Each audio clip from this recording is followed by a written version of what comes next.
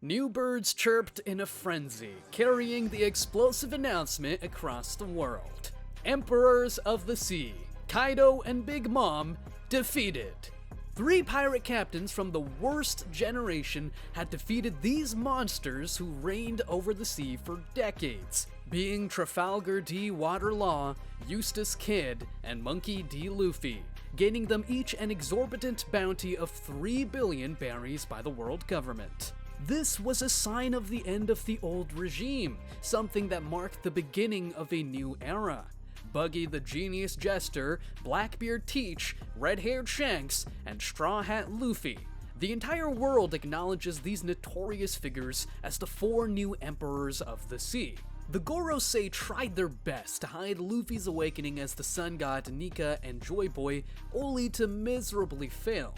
But that's not exactly today's topic.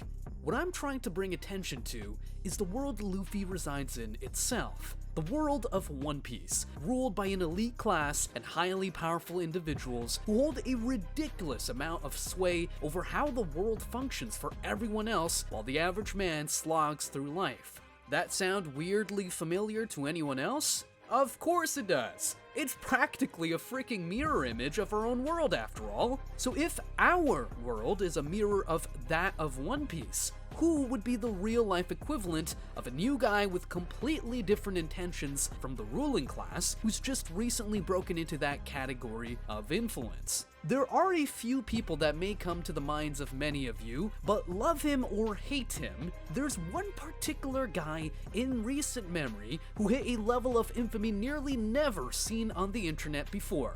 Over the past year or two, quite literally, everyone and their mama knew the name Andrew Tate. Now hold your horses. I know he's not perfect, but just hear me out for the sake of proper discourse for a bit.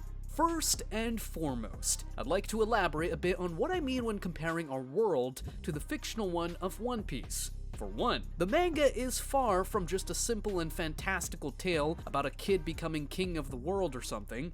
I mean, it is that as well, but as Kakashi of the Sharingan would say, you've gotta know how to look underneath the underneath.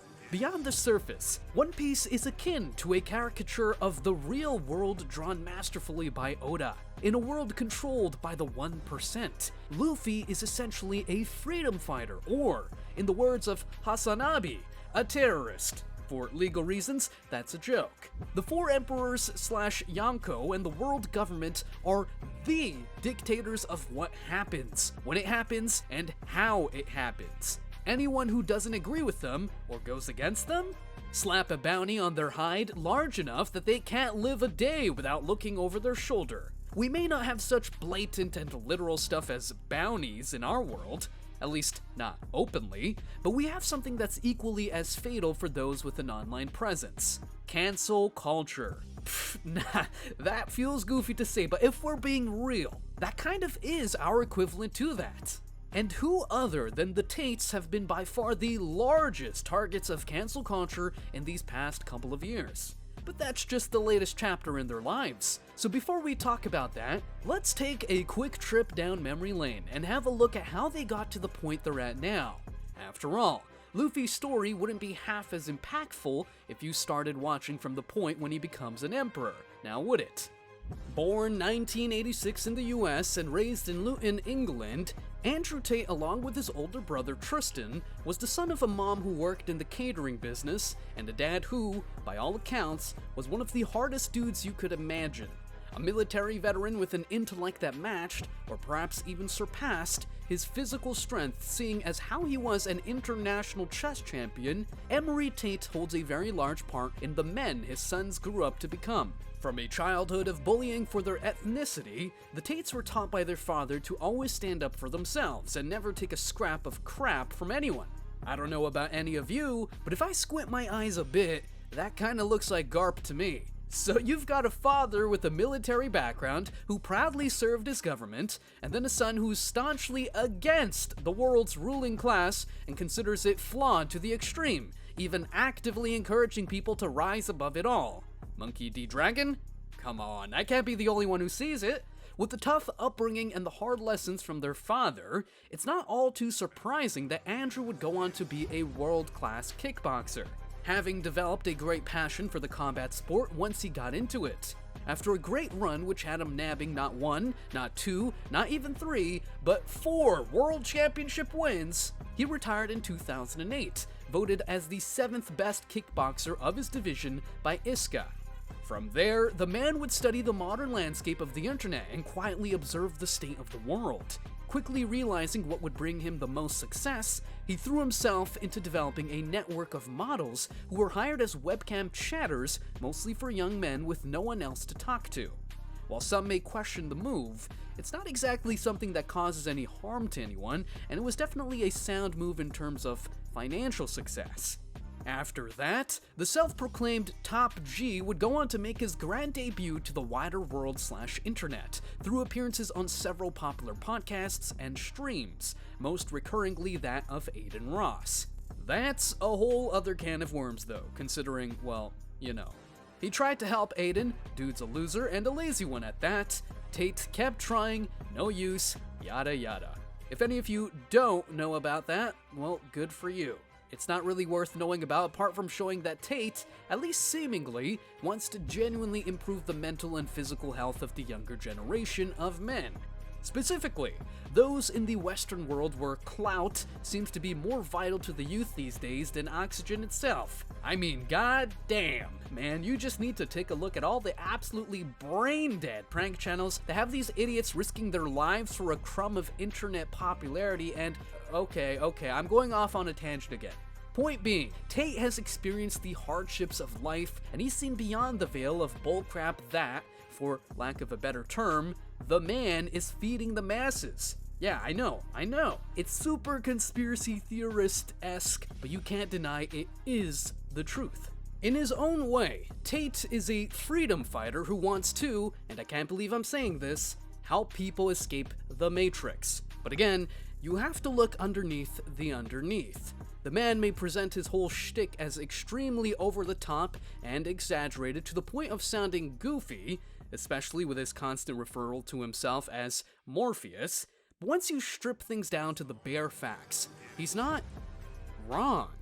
Technically, the fact of the matter is, our world is controlled by what are essentially the modern-day IRL emperors and world government. When you think of those above you, you think of people like Bill Gates, Elon Musk, Jeff Bezos, Trump, Putin, and more people still who have 2 key things. Number 1, absolutely insane amounts of wealth at their disposal, and 2, an extreme, and I mean extreme, level of influence in how the world operates. I mean, really, imagine how much of the average person's day-to-day life depends on Google and the associated services alone. And that's not even to mention social media apps, which are almost entirely under the ownership of Musk and Zuckerberg alone. And those are only the filthy rich people of influence we know of. There are so many faceless individuals pulling the strings from the shadows that are completely anonymous. Hell, just look at diamonds. The average person doesn't think about them beyond being a super expensive gem. But why do they cost so much when they've got no practical use? Because one company, or a handful of them at most, control all diamond distribution. The rock ain't half as rare as people think. It's just hoarded and drip-fed to the public so it appears like that and priced like the damn elixir of life. And similar stuff applies to a huge number of fields. The Bank of America, Goldman Sachs, JP Morgan, Citigroup, Walmart, GMC, Boeing, Pfizer, Disney, NBC, Warner, and so many others are practically run by 4 core corporations. 4 entities who have all but total control of the world's largest financial institutions.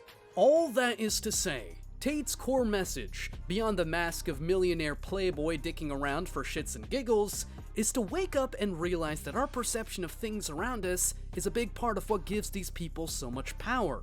The analogy of being stuck in the Matrix, so to speak, isn't that outlandish when you realize that the majority of people are so bogged down by daily life that they don't bother, or rather can't bother, to think about the larger scale happenings of the world. And much like the bounty on Luffy's head, Tate was all but publicly executed in 2022 when he was suddenly banned off all social media platforms for... what?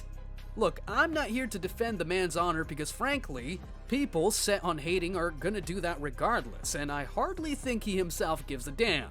But even so, you have to ask, why the hell was he banned? What? Misogyny!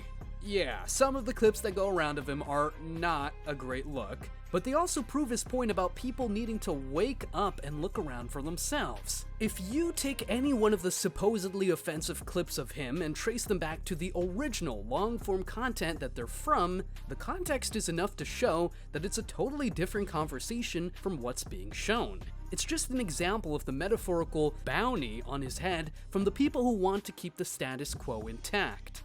Realistically, half the stuff he posts is just trolling for fun, and the other half is genuinely good advice masked as some goofy shit because, well, it goes viral better that way.